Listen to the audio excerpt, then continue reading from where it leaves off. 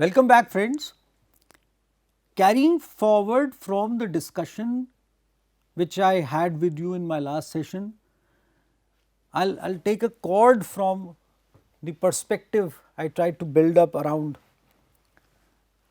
brand, and a source is Hankinson G. Cocking P. 1995. The name of the paper is "What Do You Really Mean by a Brand?" published in Journal of Brand Management. Now, you see, I was referring to an aspect of different definitional 6 categories, in fact, of definitional perspectives which the authors have presented in their paper, and very relevant one given by very eminent academicians and authors in the field of brand management, wherein the crux came to that you see that those strands or those aspects, those perspectives, as authors say, is to bring these strands together. A brand management checklist system has been put together based upon what the authors regard as more all embracing definition of a brand. So, authors are taking towards taking us towards a culmination, and that is where comes in brand proposition. Let us see what do we have in store. So, you see, brand proposition is related to positioning and personality, then it is associated with functional attributes and symbolic values. We started our discussion in last session from this point. We carried forward the discussion with the perspective of 6 aspects, 6 divisions, and we used several definitions within those 6 aspects. So, here brand proposition, positioning and personality, functional attributes and symbolic values. Let us see what comes next. You see, a brand proposition is related to wherein a brand is a product or service made distinctive by its positioning.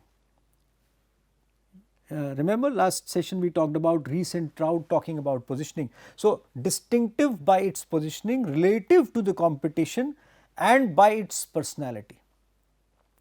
Positioning defines the brand's point of reference either by price or by usage. Now, we talked about marketing program associated with development and building up of a brand.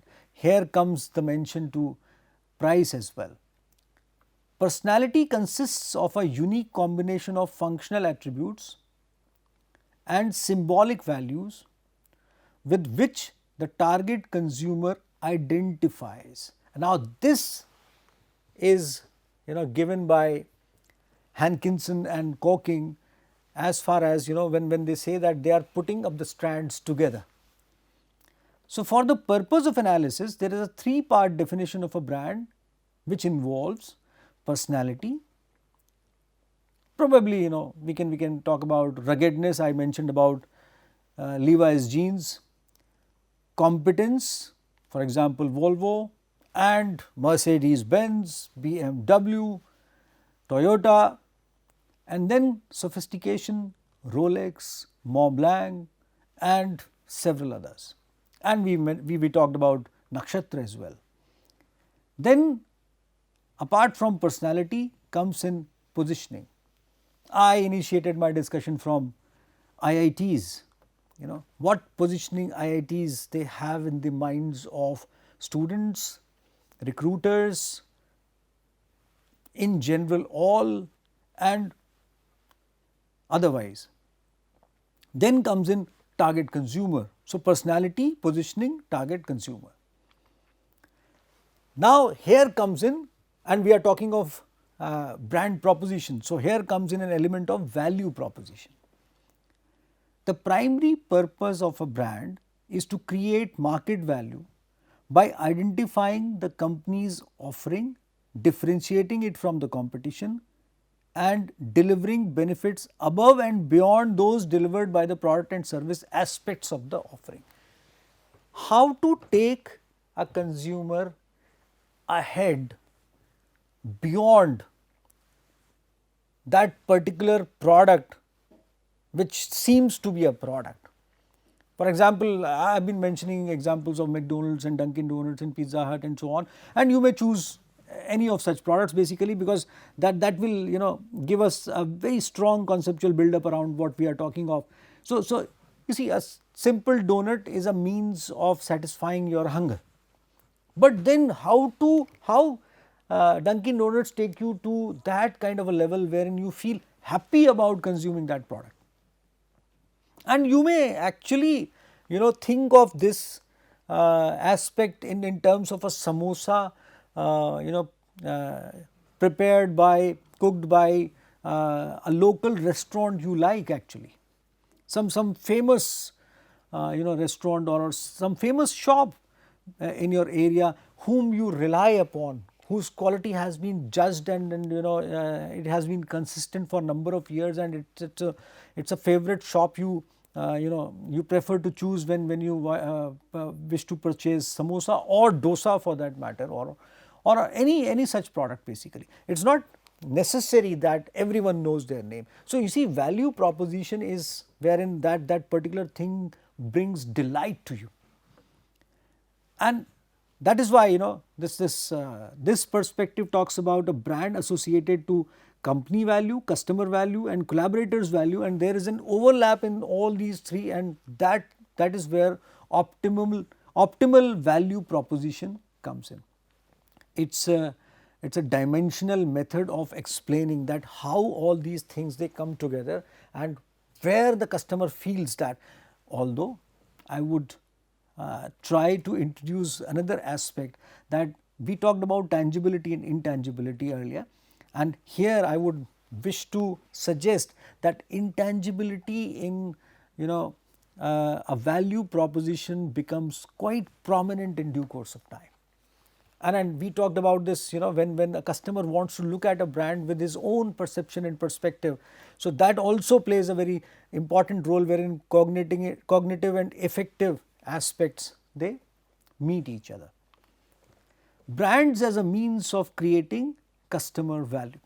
Let us talk about this a bit. Customer value is intangible and idiosyncratic, and that is what I was mentioning. Value is intangible because it is not a property of company's offering and does not physically exist in the market.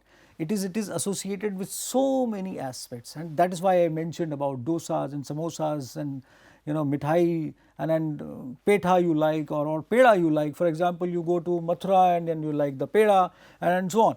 Now then comes in value is created when a customer interacts with company's offering. It reflects a customer's subjective evaluation of the worth of the offering, and that is where geographical connotation also comes in. Many a times people go to a particular kind of a place, and then someone asks you that, did you bring that particular food product from there because that is famous there. So there are several places associated with a particular kind of a food product, and so that is where subjective evaluation of the worth comes in association with some things. As a customer's evaluation of the worth of company's offering, it is subjective. Value is idiosyncratic, meaning that the same offering can have different value for different customers. An offering that is appealing to one customer might be of little or no value to another customer, and that is that can also be seen with the perspective of when you go to watch a movie. Someone is delighted to watch that movie because he or she is watching her favorite stars over there, and they are deeply associated with their favorite star. For example, if you watch a movie of Mr. Rajnikant somewhere wherein his fans are sitting, and you would feel the difference basically, and someone who admires him but somehow admires him as an actor would be happy to see the movie, but in totality. But someone who is a deeper admirer of Mr. Rajnikant, he might not like the movie at all, but he still is happy because he is watching Mr. Rajnikant. Now that is the difference I mean to suggest, and definitely Mr. Rajnikant's example is one of the most prominent examples in Indian cinema, apart from definitely Mr. Bachchan himself. So that is how things are, and that explains you so many things actually, when we talk of creating customer value, and not to overlook the aspect that both of these names, apart from many others, they have built a strong credibility for themselves in their personal lives as well. Now, the three dimensions of customer value: psychological value, monetary value and functional value, and all these aspects, they come to customer value. You see, it is an interesting way through which authors are drawing our attention towards few aspects, and we must take note of these. Then we must associate all of these with examples which we use in our daily lives, and try to see how brands are doing what authors are trying to put up in front of us. Brands as a means of creating functional value. Identifying the company's offering. Now, for example, customers identify Procter & Gamble's detergent with the brand name Tide. And here is a very interesting thing basically, because we are talking of detergents. You talk to someone and you say that go and purchase some washing powder. Many of the consumers still call washing powder as surf. In India, at least in the northern parts of the country, I have observed it. And you see, this morning one of my associates mentioned detergent as surf in this slide as well, which I actually changed later on. But what I am trying to say here is that, you see, this is the brand power of a detergent, which actually connotes in our mind, resonates with reference to being a product itself. Signaling and offerings performance. For example, Tide brand signals cleaning power. Surf also does that. And there is a very powerful brand, Sunlight, for example, it also does that. Rin also does that, and several others, and Nirma, one of my favorites. Now, and Ghadi is again slightly bigger favorite of mine, but it is my individual choice. Now, enhancing customers' perception of an offering's performance. How to enhance, or how customers' perception gets enhanced through the offering's performance.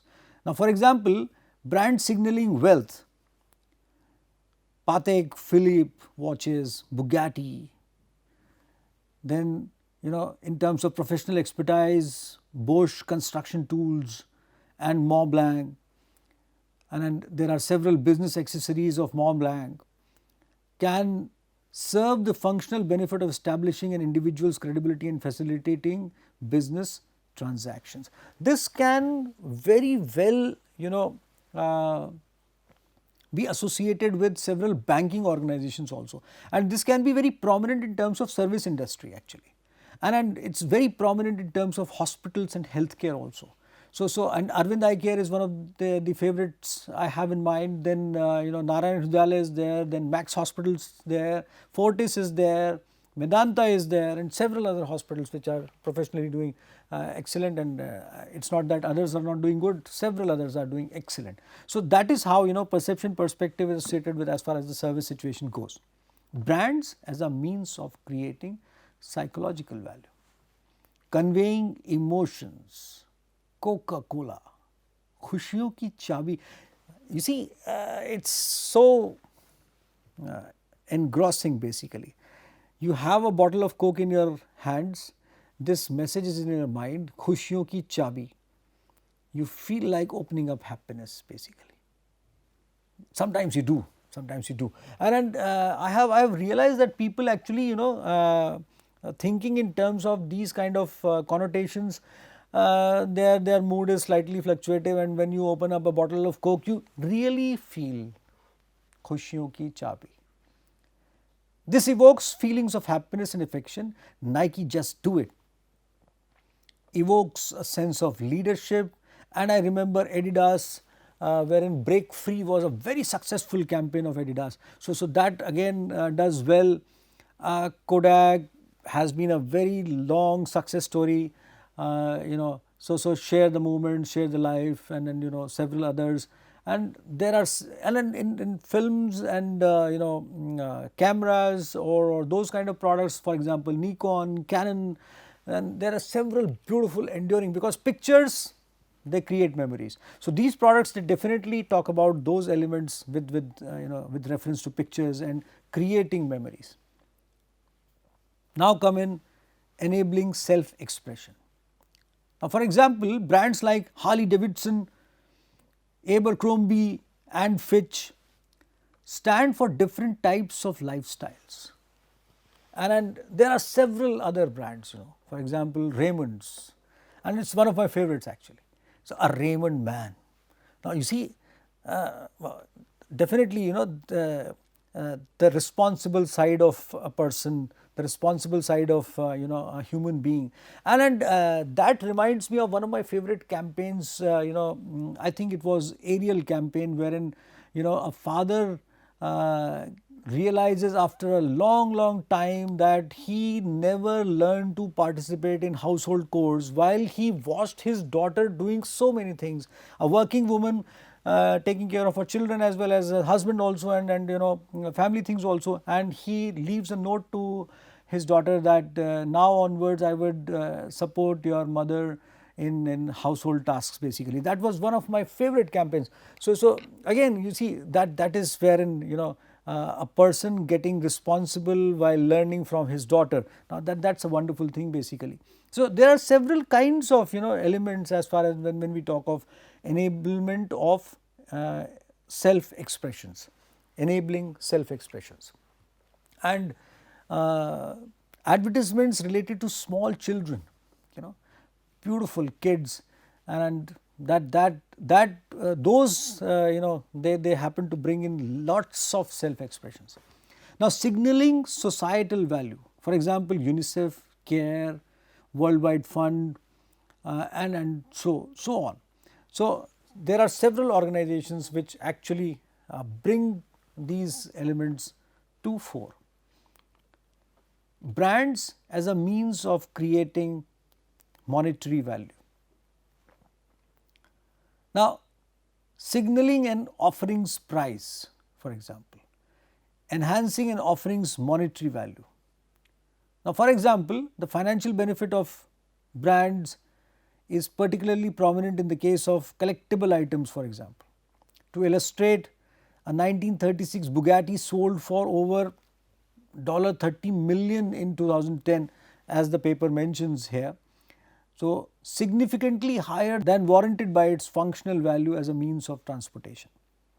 Likewise, the Hermes Bacon bag commands a resale price as high as $100,000, which is to a large degree attributed to iconic status of the brand. There are several other products in our country wherein they command that kind of a value related to possession, related to worth which a customer looks at.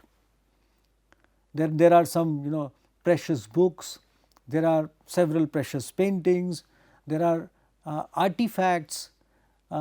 Even I remember people used to collect stamps, and there were several collectibles in different kinds of having different kinds of value proposition. There are very important club memberships, you see, if you would appreciate.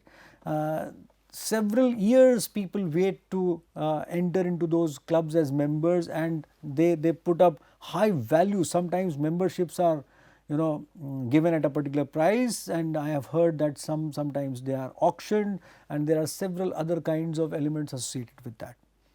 Then there are cricket bats used by players of eminence, there are golf sticks used by players of eminence, there are people whom I have seen collecting footballs kicked by so many prominent players, and there are cricket balls bowled by several kinds of players, prominent players, and so on. And even I have seen people watching the first show of a movie to put up a particular value perspective in terms of as far as, so they pay a higher premium, higher price for that first show or a special show. You see, brands as a means of creating company value.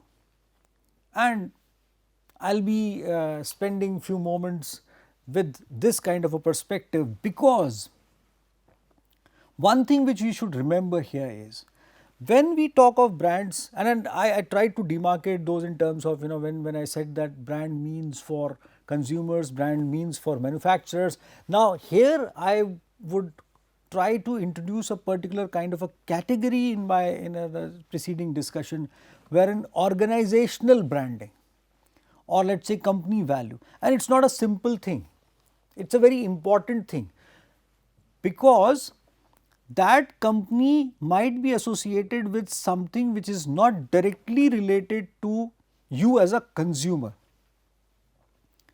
That company might be an aspiration, because someday you would like to work with that company, or you would like someone much younger to you in your family to work with that company basically. You would like one of the young children in your family to study in a particular kind of an institution. It's organizational branding perspective. And this is slightly difficult, because in terms of a product, wherein performance or taste or those kind of aspects are deeply associated with that kind of a particular product, and then emotional or feelings related aspects or attitudinal aspects can be deciphered, though intangible.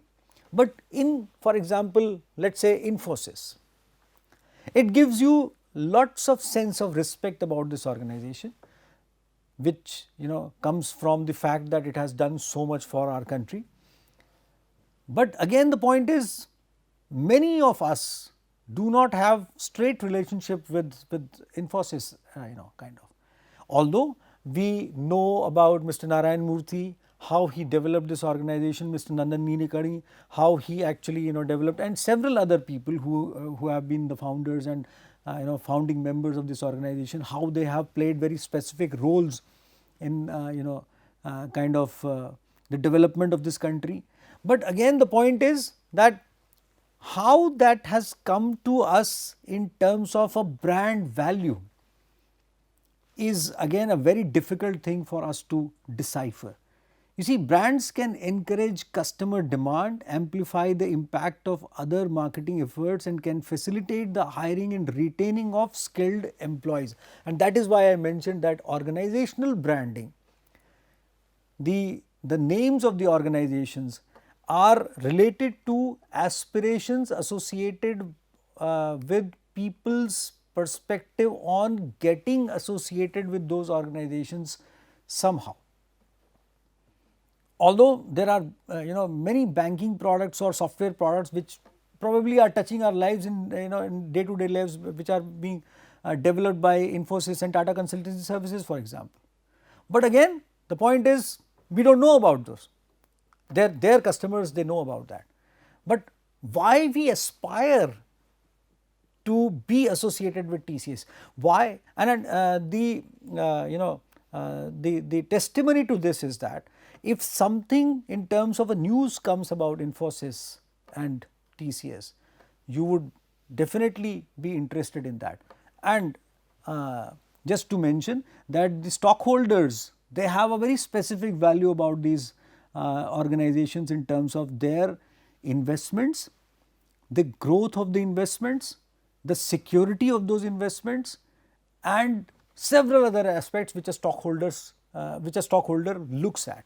That is where company value or let us say organizational branding comes in. So it can be looked at with the perspective of human resource, prospective human resource, and it can be looked at with the perspective of stockholders and stockholders value.